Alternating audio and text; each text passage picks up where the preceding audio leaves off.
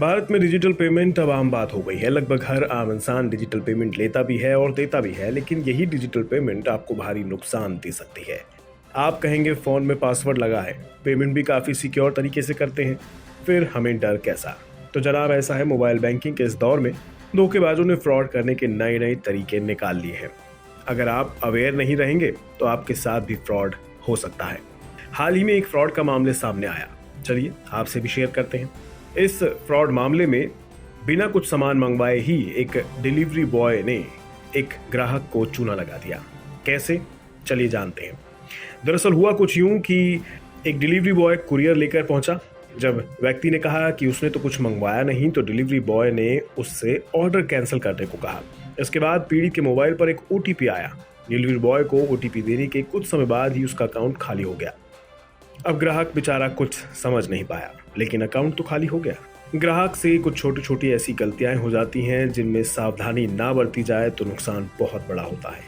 इसलिए आज हम आपको बताएंगे मोबाइल बैंकिंग में धोखाधड़ी कैसे होती है और इनसे कैसे बचा जाए। सबसे पहले ये समझते हैं कि हैकर्स लोगों को ठगने के लिए करते क्या हैं। साइबर एक्सपर्ट्स के अनुसार ज्यादातर ये काम फिशिंग विशिंग या फिर थर्ड पार्टी एप्स के जरिए होता है। एक बार आपके मोबाइल में वायरस चला गया तो फोन में मौजूद जानकारियां भी आसानी से कॉपी, डिलीट या फिर दूसरे डिवाइस में ट्रांसफर करी जा सकती हैं। इसके अलावा कॉल सेंटर फ्रॉड ले लीजिए। इसमें धोखेबाज ग्राहक सेवा प्रतिनिधि बनकर ग्राहक को कई बार कॉल करते हैं और उनसे उनकी निजी जानकारियां प्राप्त कर लेते हैं। फिशिंग की बात करें तो फिशिंग में हैकर्स ग्राहकों को एसएमएस लिंक या फिर बोगस ईमेल भेज देते हैं। वे ग्राहक को इनाम, रिफंड या फिर कैशबैक का लालच देते हैं और एक लिंक पर क्लिक करने को कहते हैं। ग्राहक जैसे ही इस तरह के लिंक्स पर क्लिक करके अपनी जानकारियां डालते हैं तो वो हैकर्स के पास चली जाती है। इसके बाद हैकर आपको करेक्ट वेबसाइट पर इनवैलिड मैसेज देकर रीडायरेक्ट कर देता है और अगर आप मोबाइल ऐप यूज कर रहे हैं तो इंटरनेट कनेक्शन एरर या फिर सर्वर इशू दिखता है। इसके अलावा हैकर्स ग्राहक से ऐप भी इंस्टॉल करवाते हैं। वे ऐप अक्सर कॉल, कॉन्टैक्ट लिस्ट या फिर एसएमएस की एक्सेस की अनुमति मांगते हैं। ग्राहक द्वारा अनुमति देने पर उनकी सारी निजी जानकारी हैकर्स के पास चली जाती है। इसके बाद आपका बैंक खाता खाली कर दिया जाता है। साथ ही चोरी किए गए मोबाइल फोन से धोखेबाजी तो और आसान हो जाती है। अगर फोन में बैंक का ऐप हो या फिर कुछ जरूरी बैंक से जुड़ी जानकारियां हैं तो धोखेबाजों के लिए आपका अकाउंट खाली करना थाली में परोसे गए खाने के समान है। इसलिए अपने फोन के साथ कभी भी लापरवाही ना बरतें, ना ही फोन में वित्तीय जानकारियां सुरक्षित रखें। चलिए अब इस तरह के फ्रॉड से बचा कैसे जाए वो भी जान लेते हैं। सबसे आसान तरीका तो यही है कि उन कॉल्स, मैसेज या फिर मेल्स का जवाब ना दें जिनकी आपको जानकारी नहीं है या फिर जिन पर संदेह है। कैशबैक या रिफंड वाली स्कीमों के लालच में ना है।